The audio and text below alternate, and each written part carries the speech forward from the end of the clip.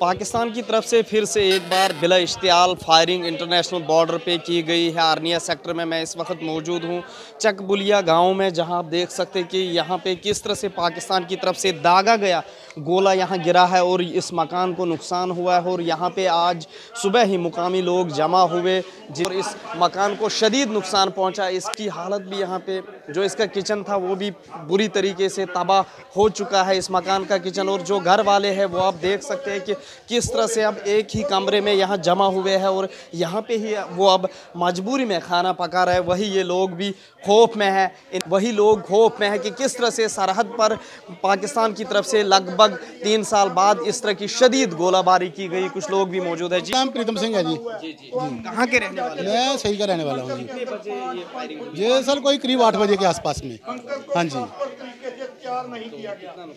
Sir, नुकसान तो आपके सामने, आप तो सब कवर कर रहे हैं। ये तो जहाँ का है, लेकिन जो अगले गांव हैं वहाँ पे सभी जगह में, गांव के आगे पीछे हर जगह में जो धमाके पड़े हैं, मिनिमम कम से कम कुछ 50-60 धमाके पड़े होंगे।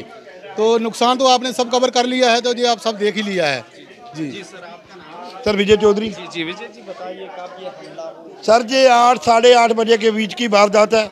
ये हमारे लोगों के लिए सुख का चैन नहीं है।